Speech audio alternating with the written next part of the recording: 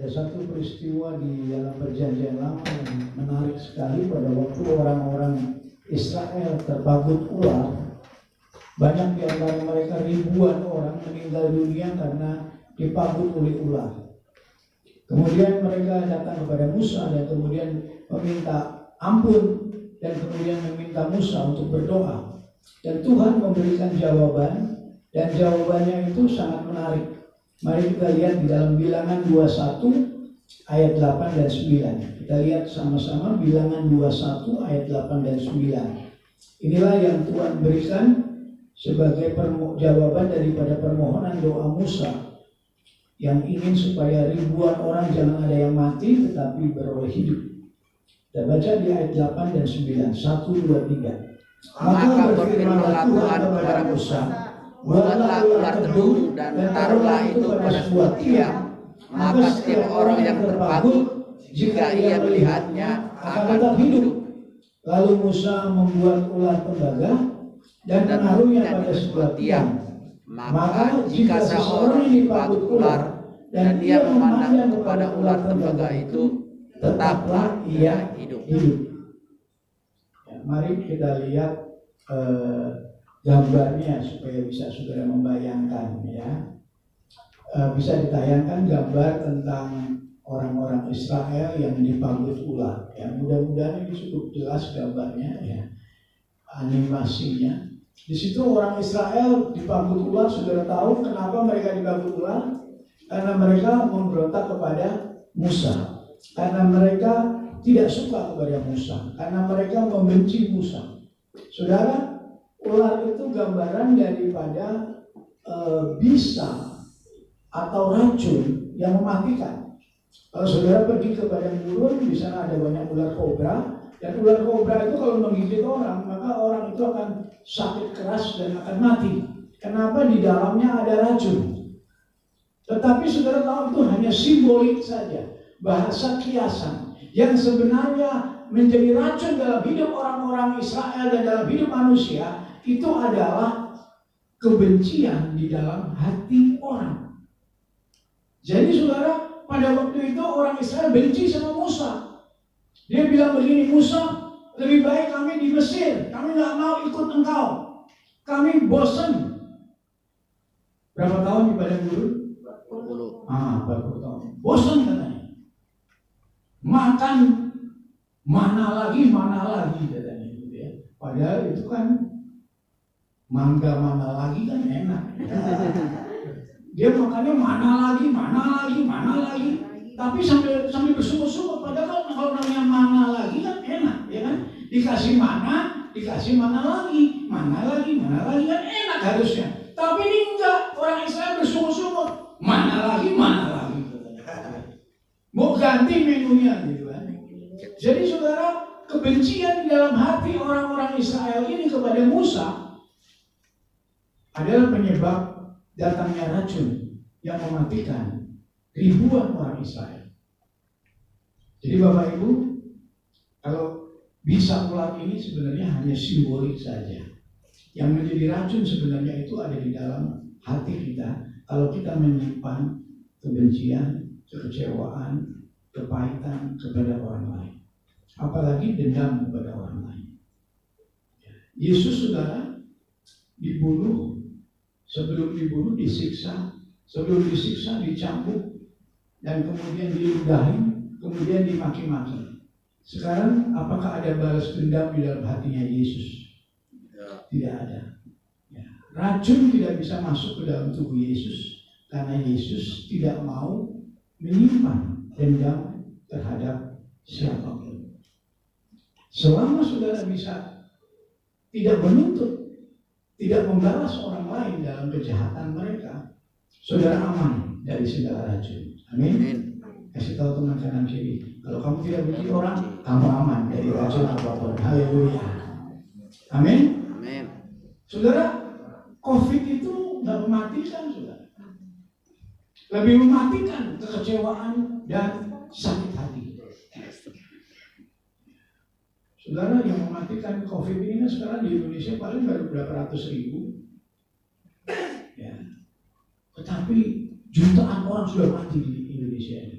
gara-gara bukan COVID, bukan sakit hati, kebencian menyebabkan mereka kena segala macam sakit penyakit.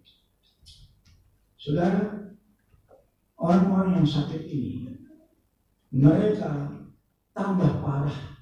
Kenapa? Coba dilihat di gambarnya lagi. Karena mereka melihat diri mereka. Nah ini saudara ya. Maka Musa bilang gini, hei, jangan melihat dirimu, jangan melihat tetanggamu, jangan melihat samping kananmu.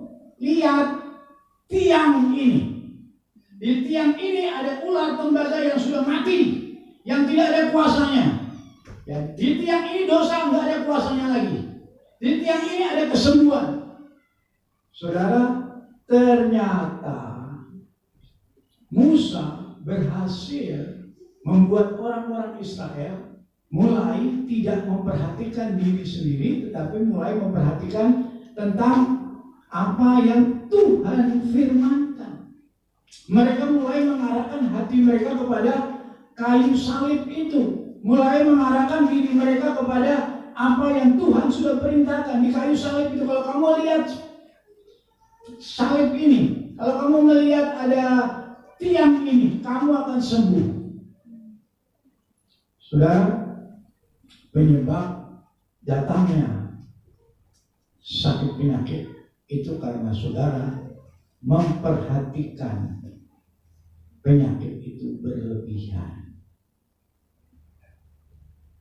Sama-sama katakan, apa yang aku perhatikan? Apa yang aku perhatikan akan datang lebih banyak. Ya. Kalau saudara memperhatikan apa saja, maka yang saudara perhatikan itu akan datang lebih banyak. Kalau saya memperhatikan penyakit saya, amarah saya, kebencian saya, sakit hati saya, maka yang akan bertambah banyak apa? Uang saya? Enggak dong. Yang bertambah banyak amarah, benci, penyakit saya, sengsara saya. Kebencian itu akan menambah. Ya. Saudara, apa yang saudara perhatikan ini akan menambah dan melipat gandakan. Nah itu kan. Kalau saudara memperhatikan uang, yang bertambah apanya? Uangnya dong. Yang berlipat ganda apanya? Uangnya. Kalau ada orang nggak memperhatikan uangnya, habis nggak uangnya? Habis. Ya. Just, atau ludes gitu ya. Jadi apa yang saudara perhatikan akan bertambah banyak dan akan berlipat ganda. Seseorang yang memperhatikan dirinya, sakit penyakitnya, kesengsaraannya, kesusahannya, itu akan membuat dia mengalami kesengsaraan yang berlipat ganda, kesusahan yang berlipat ganda. Oleh sebab itu, Musa menyuruh mereka, jangan lihat tetanggamu yang pada gigit ular itu, jangan lihat dirimu yang dipagut ular, jangan lihat luka yang ada di kakimu, tetapi lihatlah salib ini, lihatlah tiang ini.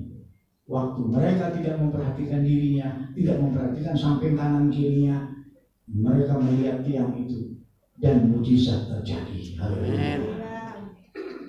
Dan kesembuhan terjadi. Dan semua yang hampir mati hidup kembali. Jumlahnya waktu itu ribuan saudara yang mati, hanya karena kena racun. Dan racun ini sampai hari ini masih bergentayangan. Saudara nggak usah khawatir soal racun yang namanya COVID, yang namanya virus ini, bakteri ini, virus itu. Saudara jangan takut itu. Karena itu tidak ada kuasanya kalau saudara tidak punya racun yang di atas segala racun yang ada di hati saudara, yang disebut Tuhan sebagai pembunuh manusia. Barang siapa membenci saudaranya, dia adalah seorang pembunuh. Pembunuh nomor satu itu adalah kalau saudara punya kebencian sama orang lain.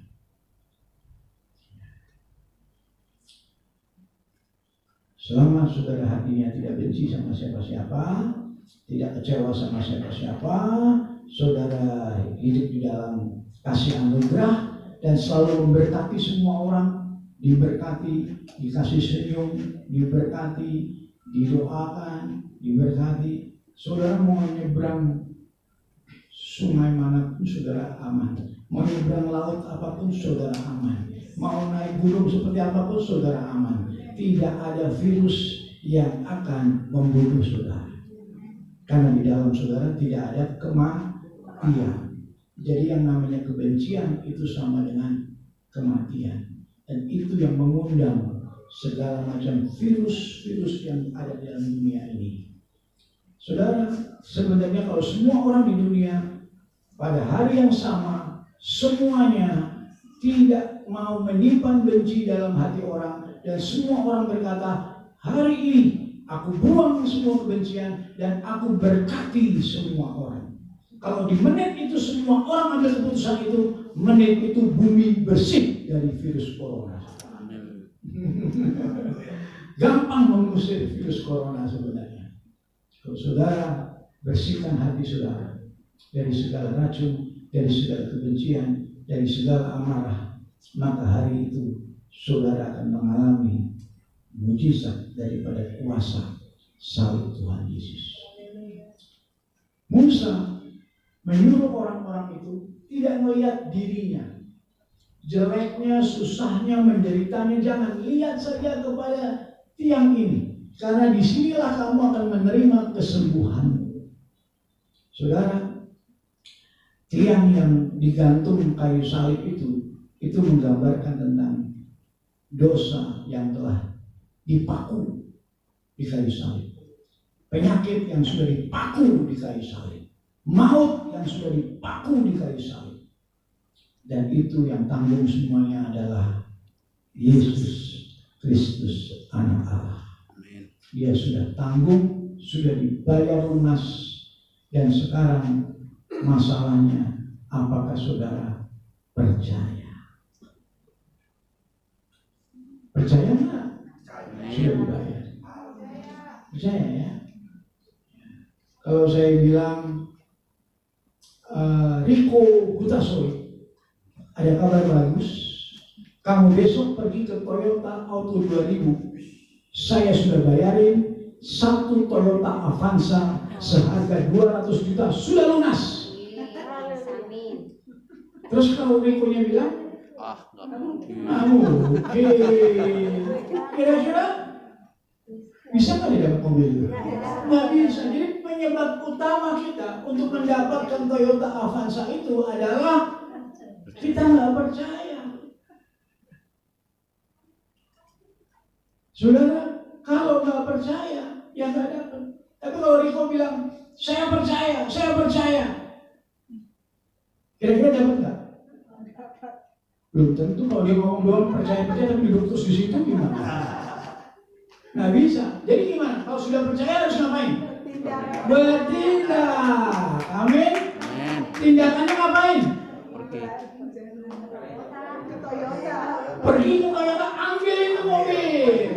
Bilang kepada yang menjual di sana, saya dapat informasi bahwa Pak Thomas sudah bayar lunas satu Toyota. Sekarang ditujukan buat saya. Mana kunci mobilnya? Nah, gitu ya. Saudara, di dalam hidup ini Yesus sudah bayar lunas semua dosa, semua penyakit, semua masalah. Saudara sudah dibayar lunas ketika dia serahkan nyawanya di kayu salib. Dia katakan sudah selesai. Artinya dia mau tanggung semua kebutuhan saudara. Maka dikatakan oleh Filipi, aku dapat menanggung segala, bukan cuma 2 perkara, bukan cuma 5 perkara, tapi segala perkara.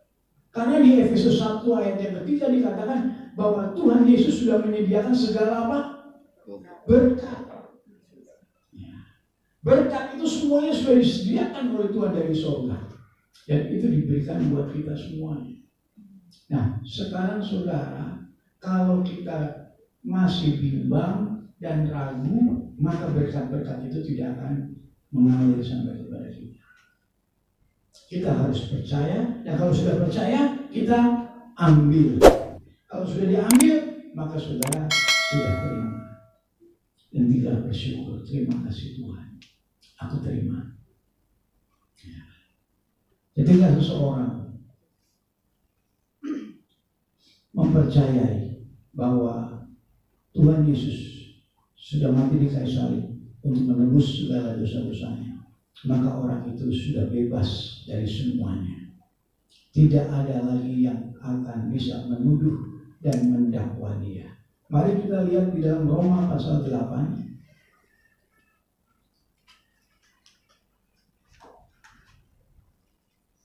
Ayat yang ke-32. Kita baca sama-sama sampai dengan ayat yang ke-33. 1, 2, 3. Ia yang tidak menyayangkan anaknya sendiri, tetapi yang menyerahkannya bagi kita semua. Bagaimana mungkin ia tidak mengaruniakan segala sesuatu kepada kita bersama-sama dengan dia? Siapakah yang akan menggugat orang-orang pilihan Allah? Allah yang sudah membenarkan mereka. Siapakah yang akan menghukum mereka? Saudara, kalau Tuhan Yesus sudah mati di kayu salib, Dia sudah berikan hidupnya, nyawanya buat saudara. Maka dikatakan di ayat yang ke-33, bagaimana mungkin ia tidak mengaruniakan segala sesuatu. Roma 8 ayat yang ke-32 dikatakan, kalau dia sudah berikan anaknya yang tunggal, kalau Yesus sudah mati buat kita, bagaimanakah mungkin ia tidak mengaruniakan segala sesuatu. Jadi saudara, ketika engkau sudah menerima Yesus, engkau sudah menerima segala sesuatu di bumi dan di surga. Maka Yesus katakan, apa yang kamu ikat di bumi akan terikat di surga. Apa yang kamu lepaskan di bumi akan terlepas di surga. Jadi setiap orang yang sudah percaya kepada Tuhan Yesus akan pengorbanannya di kayu salib, orang itu sudah menerima segala sesuatu. Amin. Kalau orang sudah menerima segala sesuatu, nggak perlu lagi bersungut-sungut. Amin. Nggak perlu lagi saudara harus khawatir. Amin. Orang yang khawatir itu karena dia belum menerima segala sesuatu. Kalau saudara percaya apa yang Yesus kerjakan di kayu salib, final and it is finished and it is perfect, maka saudara menerima segala sesuatu. Yang Yesus kerjakan satu kali sempurna untuk selama-lamanya. Mari kita buka bersama-sama di dalam Ibrani pasal 10 ayat yang ke-14. Ibrani pasal 10 ayat yang ke-14. Kita baca. Ibrani 10:14, 1, 2, 3. Sebab oleh satu korban saja ia telah menyempurnakan untuk selama-lamanya mereka yang ia kuduskan. Saudara menguduskan diri saudara bukan dengan perbuatan. Saudara hanya bisa menguduskan diri saudara kalau saudara percaya kepada Tuhan Yesus. Karena itulah satu-satunya korban yang sempurna, yang bisa menyempurnakan kita untuk selamanya. Makanya pada waktu ada perumpamaan tentang dua anak saudara, ya, bapaknya itu nyuruh anak pertama bilang, "Nah, kamu kerja di kebun anggurnya bapak. Bapak lagi sibuk." Anaknya yang nomor satu bilang, "Iya, saya siap melakukannya." Ternyata nggak ngelakuin. Yang kedua, anak bungsu, "Nah, kamu kerja di kebun anggur. Bapak sedang sibuk." Anaknya bilang, "Bapak ini nggak tahu aku lagi asik main. Nggak mau mau disuruh kerja lagi, orang lagi santai begini disuruh kerja, aku nggak mau." Terus anak itu 10 menit kemudian menyesal dan dia kemudian pergi ke kebun anggur dan dia kerja. Saudara, dari dua anak ini, yang mana yang saudara anggap yang lebih baik? Yang mana? Kedua. Yang pertama apa yang kedua? Kedua. Yang kedua. Kenapa yang kedua? menyesal dan tapi melakukannya. Karena melakukannya. Ya. Saudara, Yesus mau kasih gambaran di sini, ya, bahwa keselamatan kita bukan karena kita dilihat orang baik, dilihat sebagai orang yang benar. Tuhan tidak melihat itu. Yang pertama, anak yang sulung itu kalau dilihat sama orang katanya baik lah anaknya. Oh dia Bapak, pasti aku kerjakan. Siap Bapak, siap komandan, tugas dilaksanakan. Nggak taunya tidur. Saudara, hanya karena ingin dilihat orang. Tapi anak yang kedua ini jujur apa adanya. Di hadapan Tuhan nggak disembunyi-sembunyikan. Dia bilang sama bapaknya, aduh aku lagi capek, aku nggak mau nih. Ya, nggak apa-apa. Tuhan bilang, oh ya udah kalau kamu memang lagi capek nggak apa-apa. Tapi kemudian di dalam hatinya anak ini kan jujur apa adanya. Mereka teringat kalau ada orang yang nggak mencari pujian orang lain, ada orang yang nggak merasa malu kalau dijelekin orang itu disenangi Tuhan, saudara. Ya saudara nggak usah malu kalau dilihat jeleknya sama orang, nggak usah malu. Ya, karena itu yang Tuhan mau.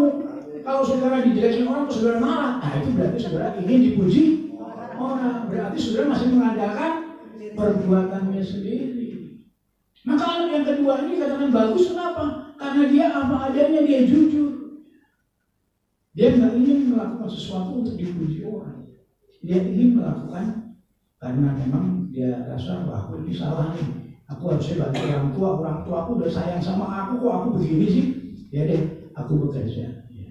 Jadi dia sadar karena kasih Tuhan yang lebih dulu mengasihi dia, maka dia mulai mengasihi orang lain. Amin. Tapi kalau yang ini enggak, orang-orang itu kepengennya dia melakukan sesuatu yang baik, dilihat orang supaya nanti orang memuji dia. Saudara, Yesus berikan keselamatan itu bukan karena perbuatan. Yesus berikan keselamatan itu karena saudara percaya kepada dia. Ketika engkau percaya kepada Tuhan Yesus, maka dia korbannya menyempurnakan engkau untuk selama-lamanya. Amin. Gak perlu takut saudara kalau saudara jatuh, saudara bangun, apakah terus Tuhan menolak saudara? Enggak, dia terima kamu apa adanya, tanpa syarat. Saudara diselamatkan dengan syarat? Tidak ada syarat. Harus jadi orang baik dulu? Tidak ada. Harus jadi orang suci dulu? Tidak ada. Justru kalau ada orang yang mau melakukan sesuatu dengan harapan nanti suci, jadi baik, itu orang akan mencari pujian dari orang. Saudara, Tuhan Yesus ingin kita menerima daripadanya segala sesuatu di depan. Dan saudara tinggal menjalani hidup tanpa khawatir, tanpa harus mempedulikan orang lain ngomong apa, tanpa takut saudara nanti kalau buat salah akan dihukum Tuhan, tanpa saudara perlu khawatir bagaimana nanti masa depan. Karena sejak saudara menerima Kristus, sejak hari itu segala sesuatu Tuhan sudah sediakan buat saudara. Makanya kalau orang yang sungguh-sungguh percaya kepada Kristus, dia tidak khawatir tentang apapun. Dia tidak perlu malu tentang siapapun. Ya, kalau dia jatuh, dia nggak perlu malu terhadap siapapun, karena dia tahu Tuhan terima dia ketika dia masih berdosa. Kalau jatuh pun pasti dia diterima oleh Tuhan. Nah, siapakah yang bisa memisahkan kita dari kasih seperti itu, saudara? Tidak bisa. Aniaya, penindasan bisa memisahkan kita dari kasih seperti itu? Tidak bisa. Makanya jemaat-jemaat mula-mula pada waktu itu dianiaya, disiksa, tetapi tidak ada satupun di antara mereka yang mengeluh dan membalas dendam dan kemudian bersurut atau bahkan mungkin kepahitan. Tidak ada, karena mereka sudah tahu di dalam diri mereka ada kasih Tuhan yang sudah sempurna. Segala sesuatu sudah dia terima. Korban Tuhan Yesus sempurna dalam hidup saya. Saya tidak kekurangan satu apapun. Maka dikatakan kasih Kristus tidak akan pernah meninggalkan aku penindasan, penganiayaan, kelaparan, bahaya, pedang tidak dapat memisahkan aku dari kasih Kristus. Haleluya. Bahkan dikatakan ayat yang ke-38, saudara, Roma 8 ayat 38 dikatakan, sebab aku yakin, Roma 8:38, bahwa baik maut maupun hidup, baik malaikat maupun pemerintah, baik yang ada sekarang maupun yang akan datang, atau kuasa yang ada di atas, kuasa yang ada di bawah, atau makhluk apapun, baik itu setan, baik itu iblis, tidak akan dapat, haleluya, memisahkan kita dari kasih Allah yang ada di dalam Kristus Yesus. Itulah yang kita lihat di salib Yesus. Tidak ada satupun, apapun kuasa, tidak akan sanggup memisahkan dari kita dari kasih Tuhan. Saudara, kalau dikatakan di ayat 39 di ayat, kuasa, pemerintah, makhluk yang ada di Mars, makhluk yang ada di Pluto, makhluk yang ada di Jupiter, di mana saja ada saudara ketemu makhluk, itu semua makhluk tidak dapat memisahkan kita. Ya, apalagi cuma makhluk di Bekasi, saudara. Makhluk di angkasa, ya, tidak dapat memisahkan kita. Yang ada di bumi, yang ada di bawah bumi, yang ada di atas bumi. Ya. Kuasa-kuasa baik yang ada di atas maupun yang ada di bawah. Apapun kuasa itu tidak dapat memisahkan engkau dari kasih Kristus. Dan itu harus menjadi keyakinan kita. Setiap pagi, setiap hari aku yakin tidak ada maut, tidak ada malaikat kegelapan, tidak ada pemerintah, tidak ada apapun yang dapat memisahkan aku dari kasih Kristus. Karena aku ada, aku dicintai, dikasihi oleh Tuhan. Segala sesuatu telah aku terima di dalam Kristus Yesus. Dan saudara menjalani hidup saudara di dalam segala kelimpahan. Amin. Itu artinya saudara berjalan dalam kelimpahan, saudara tahu saya sudah dibenarkan, saya sudah beroleh segala berkat dari Tuhan, saya sudah dikuduskan, disucikan, dan saya sudah menerima semua yang Tuhan sediakan dalam hidup ini. Sudah aku terima di dalam Kristus. Dan tidak ada yang dapat mencuri, tidak ada yang dapat mengambilnya daripadaku. Karena semua itu sudah dikerjakan satu kali sempurna untuk selama-lamanya. Amin. Amin. Tidak akan hilang, keselamatan saudara akan hilang. Selama saudara percaya kepada Tuhan Yesus, tidak ada yang dapat mencuri hidup kekal yang saudara miliki. Bahkan dikatakan di ayat 38 tadi, maut sekalipun tidak dapat mengambil apa yang Tuhan sediakan dalam hidup kita. Oleh sebab itu, jagalah hatimu dengan segala kewaspadaan, karena dari situlah mengalir kehidupan. Selama saudara terus yakin dan percaya, dan tidak ada di dalam hati saudara kecewa, marah, benci siapapun, maka akan mengalir kehidupan. Amin. Tidak akan saudara terancam dengan apapun di dunia ini. COVID tidak akan bisa mengancam. Justru di tengah situasi seperti ini, Tuhan mau pakai saudara semuanya untuk saudara menyembuhkan seperti yang tadi. Suruh semua orang melihat kepada karya Kristus. Beritakan kepada semua orang bahwa di dalam karya Kristus di kayu salib itu, engkau akan mendapatkan kesembuhan. Engkau akan menemukan pertolongan yang dari Tuhan. Jangan lihat kekurangan, keterbatasan dalam dirimu, tapi lihat kelimpahan yang Tuhan sediakan melalui karyanya di kayu salib. Maka dari situlah terpancar kehidupan. Haleluya. Amin. Terima kasih Tuhan. Haleluya.